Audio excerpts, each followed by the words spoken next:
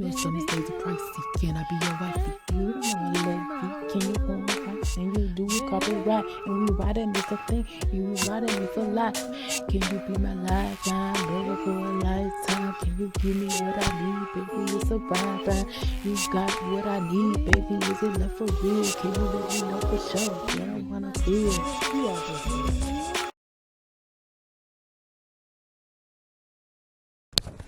So I really wasn't gonna get into this topic anymore. Just let it play out. It is what it is. But one of Diddy's ex bodyguards, I believe his name is Gene Deal, has been talking, and this channel, the Art of Dialogue, is on one of these channels I have started watching that has really been very eye opening to some of the things that have gone on behind the scenes in the hip hop business in the early 90s, thousands, so forth and so on.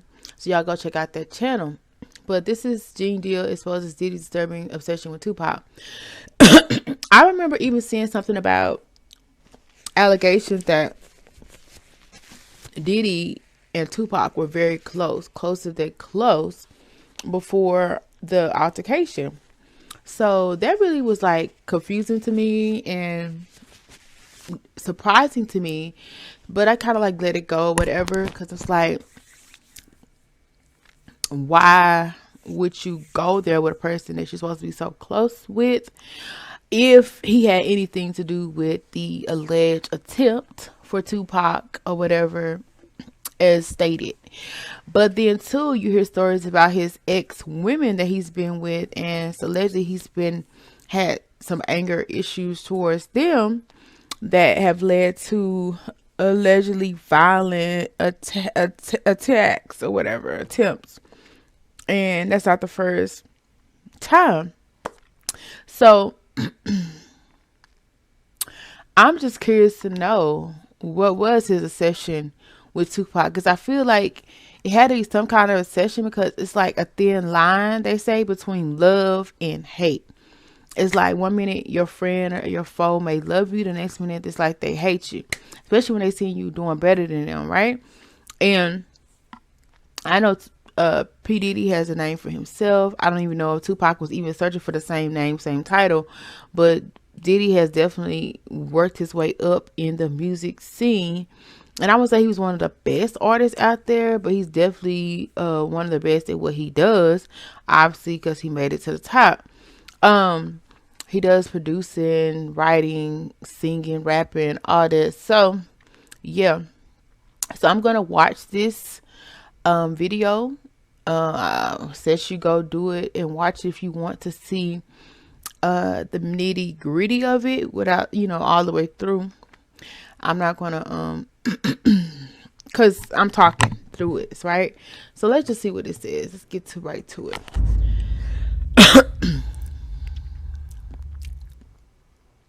Everybody knew that Puff took Tupac blueprint and changed Biggs and Bad Boy in image. I get around. Well, first of all, I'll say this. When I think of Puffy and I think of Tupac, I don't see any similarities. Not at all.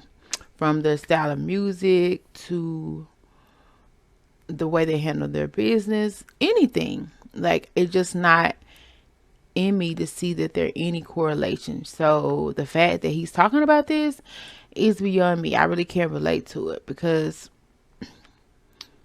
yeah. All right. I get around. And I just thought about this. I was thinking about some of the songs that I like from Diddy. It wasn't that many, but I remember I used to sing every step I take, every move I make, every single day, every night I pray, I'll be missing you. And the crazy thing is, they're saying that he may have had something to do with Biggie's situation too, which now that's kind of crazy if that's the case, because I thought it was just Pac. But then they said Tupac and Biggie may have had a correlation. And then some people are saying that he may have had something to do with that situation. I'm not sure, but he wrote a whole motherfucking song. If that's the case, that's crazy. Not saying that is the case, but if that's the case, sorry, that's kind of crazy. And knowing that Faith Evans, you know, uh, was on the song, who was the widow of the late Biggie, that's crazy to me. And I just thought I'd bring that to your attention because that just came to my mind. Yeah, so let's continue. Now talked about how fly you was, how many girls you mess with, how many cars you drive, how much money you got, what you willing to do.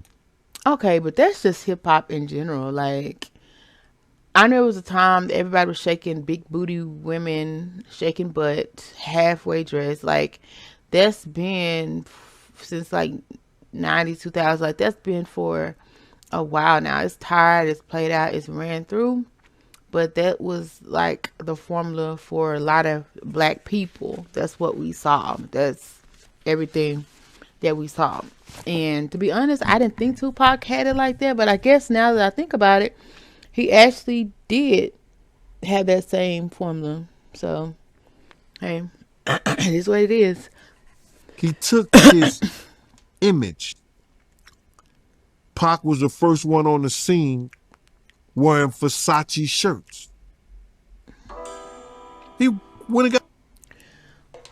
That's crazy to me because I just never known Pac to wear a Versace shirt. So, okay. Um, but I didn't really follow Pac like that. And I never noticed P. Diddy to wear a Versace shirt either. But I guess I just don't follow people like that and trends and so forth and so on. Um, but it's cool though. Like, do you, boo? And if he thought he could be a Tupac, that's the most funniest crap I've heard in my life. Cause Diddy could never be a Tupac, or nobody else in this world could ever be a Tupac, not even DMX or anybody else. So he's trying to say that Diddy kind of idolized Tupac. That's what I'm getting here. I just that's sad if that's the case, and hopefully not. Hopefully not. Got the same Versace shirts Pac had. Which, all right, some dudes would do that. You would never catch me wearing something else, something that somebody else got. He was knocking down all the women that he thought Pac was knocking down. And what I mean is having sex with. Why would you want to have sex with women you know for sure a dude that was once cool with you was dealing with? Oh, I've heard of people doing that. It's, speaking of like people, um, like they being cool with somebody and they are sleeping with somebody, that, that their person slept with and they're claiming to be like cool with them. Like, I don't think that's cool. Like, I could see if you hadn't dealt with that person in years, but like if I just dealt with them like a couple months ago, a year ago, and then you're going back and trying to talk to them, double back, that is kind of weird. No cap. So yeah, that part is kind of weird. Like, because I feel like even in the Little Fizz and Omarion situation, he couldn't get to Omarion. He couldn't get a rise out of Omarion. So he developed this relationship with Omarion's baby mother and ended up pursuing her, even though the relationship didn't go anywhere. Even though I felt like he was more invested than she was, it's like, it's really not no coming back from that. And it's like, that's shady. That's shady business. Like, cool people don't do that. That's that image. Because you got to realize, bruh,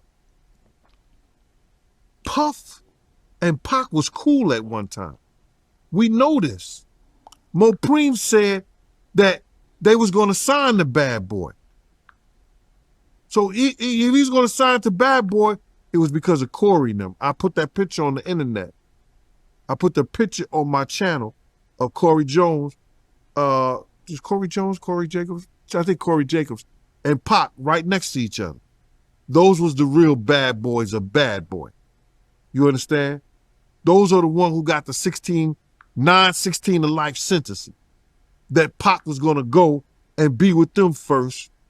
But then Mopreem said when it became just Big and Puff, because Corey then went to jail, he changed his direction. But nobody know why Pac and Puff fell out like they did. You understand what I'm saying? Nobody know why. But Puff had an obsession with him for whatever reason it was, because he started wanting to act. He started wanting to rap. He had an obsession so bad. Oh wow. And I'm trying to think of a movie that P. Diddy was in that I've watched. I wouldn't be surprised, but I don't know. But I do know Tupac really did make an interest on the acting scene. It was really, really dope. And he did a really, really, really good job. I'm trying to think of a video that P. Diddy was in. And none comes to my mind at this time.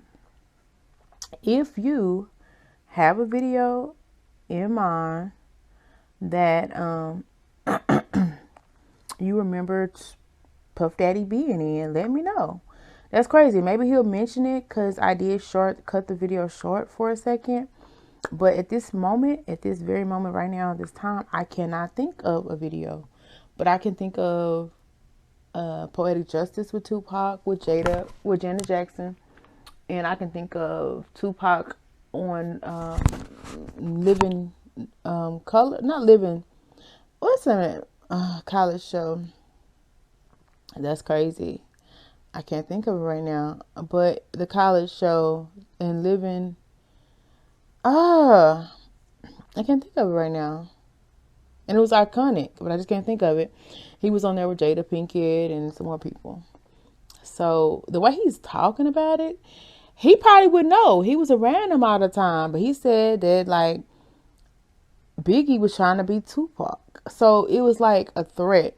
And I have been in a situation where somebody saw me as a threat and they did try to come and live the life like I live, even, copy my style, copy my image, and, you know, act like we was cool, tell me we was cool, we really wasn't.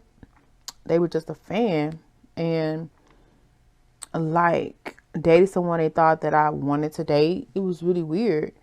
And they don't even like the person for real. You know what I'm saying? But just because they thought I liked the person. So this even tried to get rid of me. So I can see that, like, competition is crazy. Because the person don't really like them as much as they liked me. Or whatever, you know what I'm saying? And they would just try to get rid of competition. You know what I'm saying? People really foul these out here. People really crazy, but, it is what it is. It is what it is. But he laughing about that ish, boy. That at his Grammy Award winning speech, he used the same speech that Pac used. That shit is crazy. So when I say I'm obsessed with talking about Puff and telling y'all the truth, telling y'all crazy. the truth, who's obsessed with who? Pac had Sarah before Puff. Allegedly, he had Sally before Puff. And Kim had an obsession or liked Pac so much, she on the red carpet with Tupac's shirt. That's crazy. That's crazy, bro. Like you can't really put nothing past people because me, I never looked at nobody like competition, right? And like I feel like I would hate to be that person who saw somebody as like competition. But at the end of the day, it is what it is. Like some people really think low of themselves and they really find people to be a threat to them. And that's cool, that's crazy, whatever. But at the same time, you so pressed, you so infatuated by a person that you want to get them out the way, like by any means necessary. That's a little psychotic, just a little bit.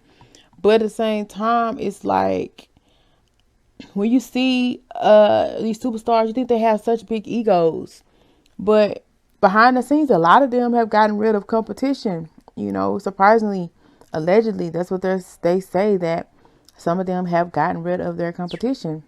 So, with that being said, I mean, it's just surprising to know that people actually uh felt threatened, I guess. Let's keep going. On.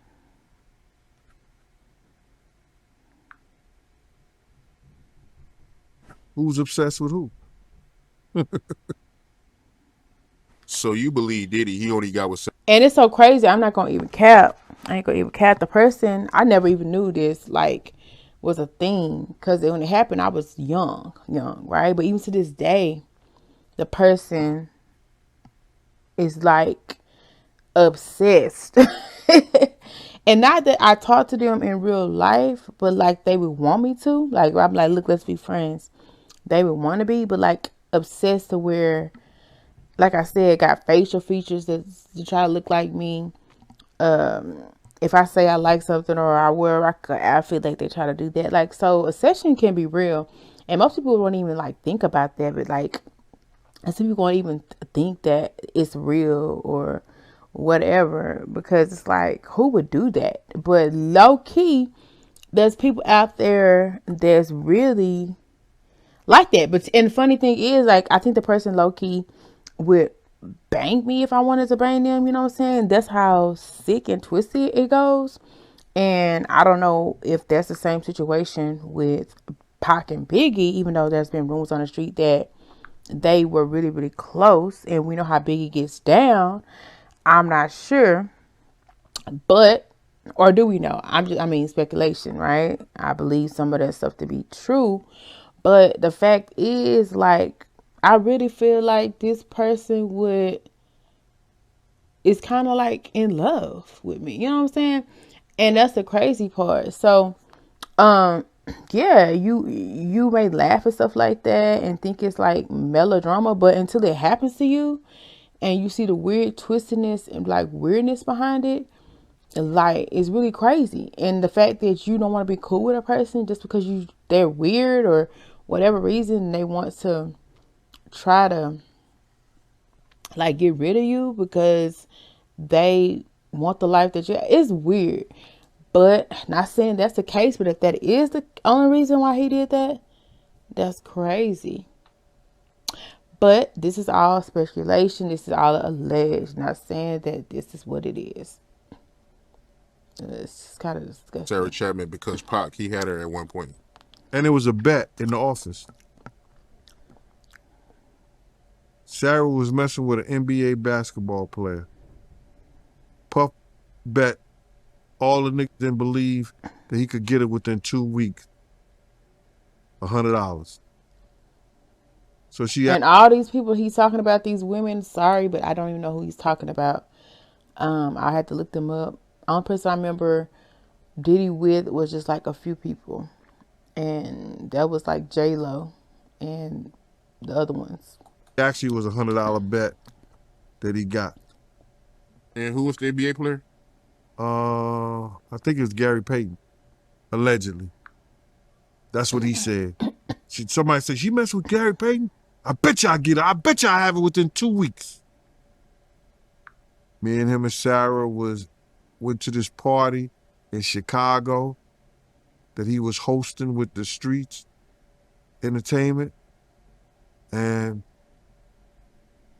we went to the store called Cranberry and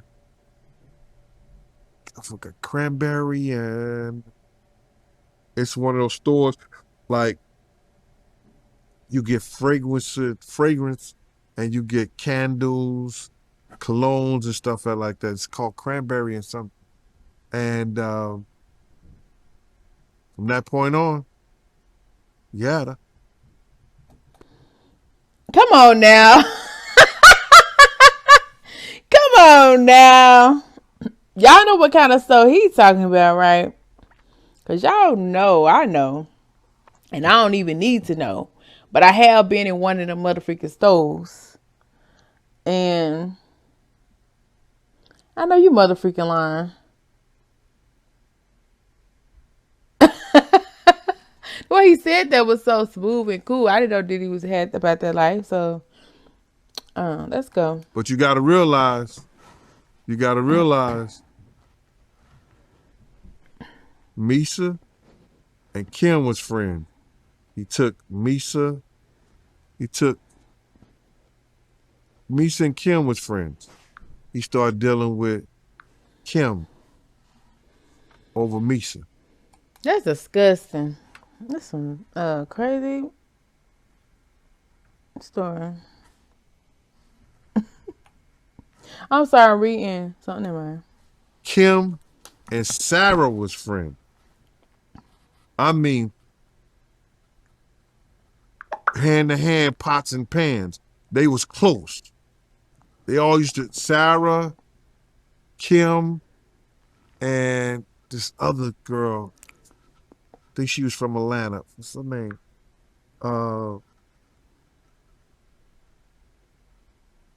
It missed me right now. But they all used to hang together. So then he went from Kim to Sarah. He liked to do the friend thing. Looked like that. We are always going to be connected. You'll always be my best friend. Ooh, the craziest part is somebody messaged me one time and told me that people be weird as heck. Okay, so yeah. I mean, that's his take on it. Not saying that's factual or anything like that. That's just his opinion of the relationship between P. Diddy and Tupac. And I will say, if that's the case, that's very unfortunate that he felt beneath another man. And that would explain some of the beef and frustration. Or especially if he really liked the person and they wasn't feeling him back, or I don't know, because some people said they had a little bromance at one time. So I'm not sure. I really can't speak on it. I really don't know. But I don't know. I just wanted to react to the video because I had to get a video out. So yeah, there you are. Let's move on to the next. What are your thoughts?